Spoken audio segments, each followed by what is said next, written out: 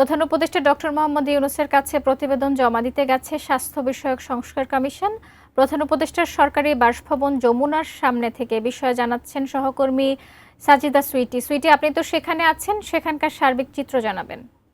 ঠিক 11টার সময় তাদের আসার কথা ছিল এবং প্রতিবেদন জমা দেওয়ার কথা ছিল। সময় মতোই তারা তাদের সংস্কার প্রতিবেদন জমা দিয়েছেন, যেটি বলছিলাম যে প্রধান উপদেষ্টা ডক্টর মোহাম্মদ ইউনূসের কাছে তার সরকারি বাসভবনে স্বাস্থ্য বিষয়ক সংস্কার কমিশনের প্রতিনিধিরা এসেছেন। তাদের সংস্কারের যে এতদিন ধরে যে পরিশ্রমের ফল, সেই প্রতিবেদনের কপি জমা দিতে আমরা এখানে এরই মধ্যে যে তথ্য পেয়েছি যে তারা চিকিৎসকদের জন্য আলাদা স্বাস্থ্য ক্যাডার প্রতিষ্ঠার সুপারিশ করেছেন।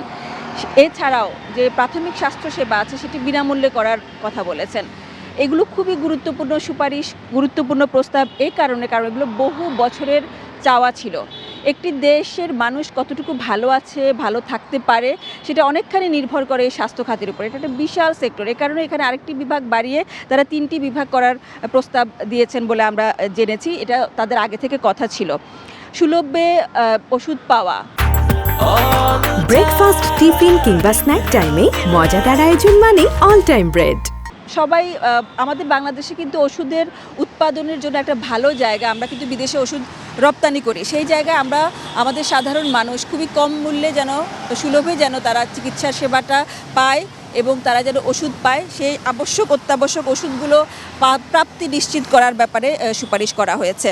এছাড়া আমরা জানি যে বহু বছর ধরে যেই অভিযোগগুলো আছে স্বাস্থ্য খাতে, যে ডাক্তাররা অনেকগুলো টেস্ট ধরিয়ে দেন, যেগুলো প্রয়োজন তার সাথে আরও কিছু টেস্ট কোনো ডাক্তার ধরিয়ে দেন। স্বার্থান্বেষী মহলের এক ধরনের অপতৎপরতা থাকে যে তাদের পছন্দের জায়গা, পছন্দের যে সেন্টারগুলো আছে সেখানে সেই টেস্টগুলো করার ব্যাপারে, এবং বড় একটা অ্যামাউন্ট চলে আসে, বড় একটা খরচ চলে আসে। সবার সেই সামর্থ্য থাকে না এবং অপ্রয়োজনীয় টেস্ট করতেই বা হবে কেন।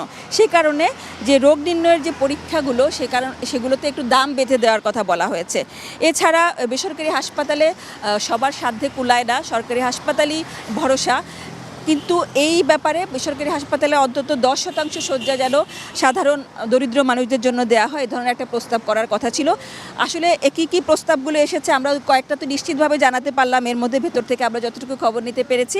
আর বাকিগুলো 11:45-এ ফরেন সার্ভিস একাডেমিতে তারা সংবাদ সম্মেলন করে আমাদেরকে তারা জানাবেন যে কী প্রস্তাবগুলো দেওয়া হয়েছে এবং প্রধান উপদেষ্টা এই সংস্কার প্রস্তাবগুলো হাতে পাওয়ার পরে তিনি কি বলেছেন।